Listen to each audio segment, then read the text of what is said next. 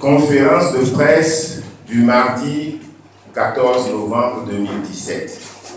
Déclaration liminaire. S'adressant vendredi dernier, 9 novembre 2017, aux éléments du camp militaire de Téméga, le chef de l'État a déclaré: notre pays, le Togo, est actuellement perturbé par des manifestations qui, loin d'être pacifiques, comme l'autorise la loi, ont été souvent d'une très grande violence.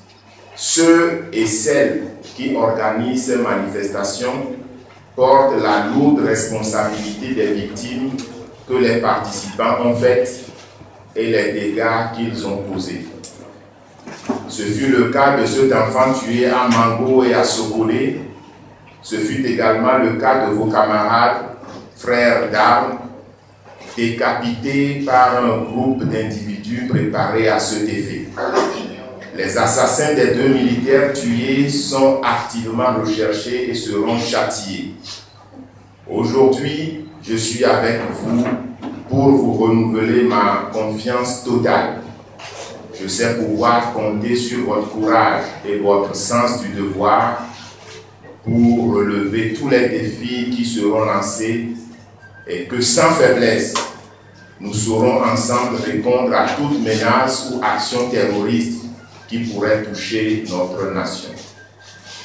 La coalition des forces démocratiques tient à dénoncer avec force le caractère irresponsable et belliqueux et antipatriotique de cette déclaration qui vient révéler au grand jour le plan machiavélique d'épuration politique et de destruction de la nation que des rumeurs persistantes commençaient déjà à attribuer au chef de l'État et à son clan.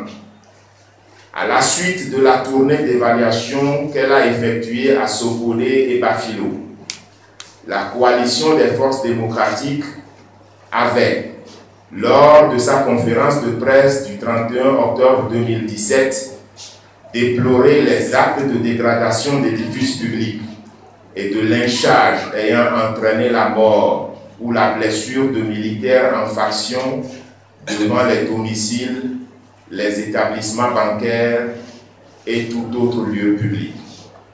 Après la déclaration de Téméga, on comprend mieux pourquoi les appels incessants de la coalition à la mise sur pied d'une commission d'enquête indépendante pour faire la lumière sur les graves événements qui se produisent dans notre pays depuis 3 mois n'ont trouvé aucun écho favorable auprès des autorités, de fait, qui ont pris le Togo en otage depuis plus de 50 ans. En effet, à la suite de la déclaration de guerre faite par Faure Gnassingbé au camp de Téméga, la dramatique situation née des répressions barbares des manifestations des forces démocratiques togolaises qui se déroulent dans notre pays depuis le 19 août 2017 a atteint une dimension particulièrement inquiétante qui nous oblige, par devoir patriotique, à rétablir la vérité et à attirer l'attention des Togolais et de la communauté internationale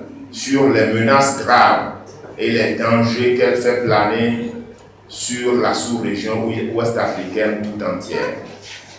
Les répressions aveugles perpétrées contre les manifestants pacifiques et l'état de siège imposé à certaines préfectures du Nord Togo semblent de plus en plus relever d'un plan diabolique conçu pour se dérouler en 2 phases.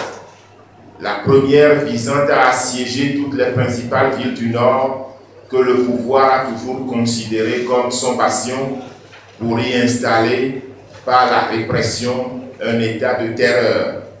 Et la seconde visant à faire commettre dans le sud du pays des violences horribles par l'entremise d'une milice savamment organisée et armée.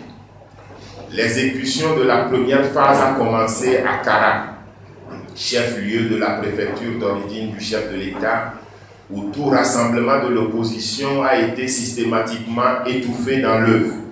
par un groupe organisé du parti RPT uni au pouvoir, bénéficiant de la bienveillance des forces de l'ordre, souvent dépêchées sur les lieux. C'est ainsi que depuis le début de la protestation, aucune manifestation n'a pu avoir lieu à Kara. Le pouvoir a ensuite jeté son dévolu sur Mango, où le 7 septembre dernier, des manifestants de l'opposition se sont heurtés à une contre-manifestation organisée par le pouvoir, alors que le ministre de l'administration territoriale a déclaré que la seule manifestation organisée par le pouvoir devait se dérouler à Lomé. On devait comprendre plus tard que la manœuvre était destinée à faire dégénérer les manifestations et en profiter pour déverser les forces paracommando à Mango en vue de mettre à exécution une répression sanglante entraînant des morts, des blessés et des départs massifs en exil.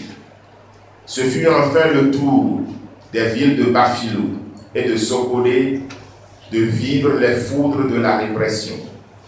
Le comble a été atteint lors de l'enlèvement brutal de l'imam Assad de Sokolé dans la nuit du 16 au 17 octobre 2017, où toute la ville a été volontairement plongée dans l'obscurité à la suite d'une coupure de courant.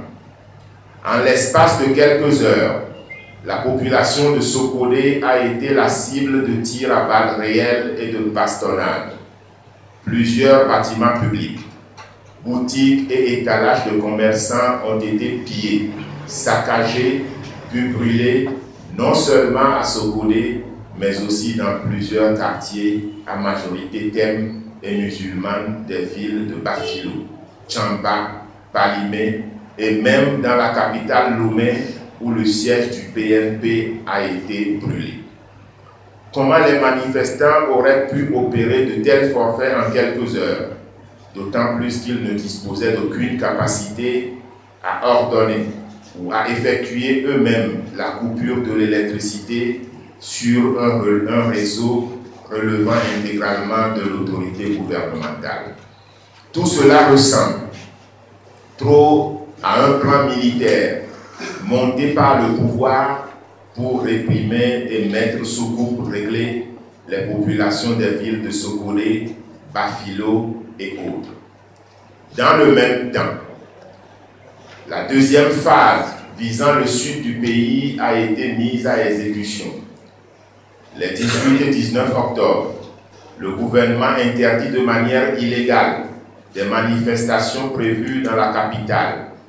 Il s'est révélé par la suite que cette interdiction révèle un plan machiavélique orchestré par le pouvoir pour déverser des hommes cagoulés, munis de coupe-coucou, de machettes, d'armes de guerre et même de pistolets équipés de silencieux qui sont des armes de crime pour semer l'horreur dans la capitale.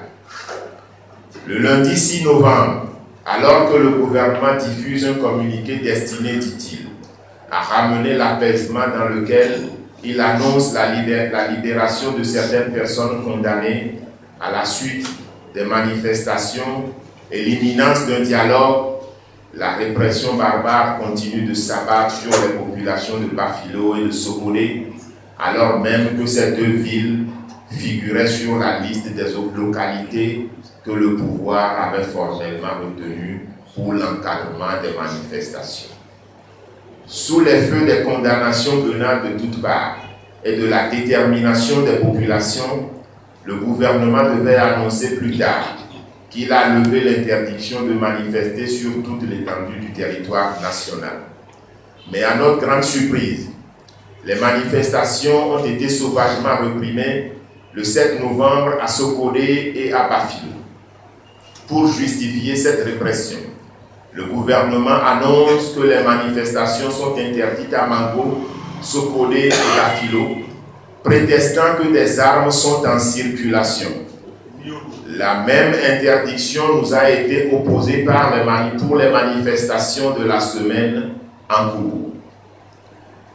La grande majorité des Togolais et la communauté internationale ont pu se rendre compte de l'extrême gravité de la situation que lorsque le chef de l'État togolais s'est rendu au camp Témédia, à la tête du corps des paracommandos, communément appelé Bérets Rouges, pour déclarer la guerre au peuple togolais en des termes qui ne cachent plus ses intentions de semer les germes de la division et de la haine dans le but de dresser l'armée contre le peuple.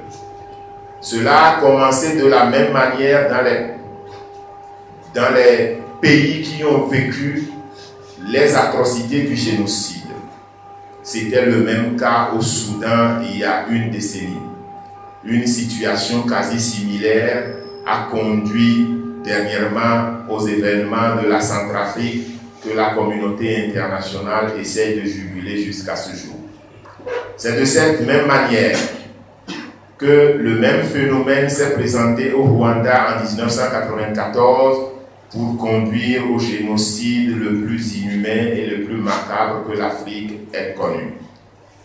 Voilà pourquoi la coalition des 14 partis politiques de l'opposition voudrait attirer l'attention de la communauté internationale sur le drame qui se prépare au Togo.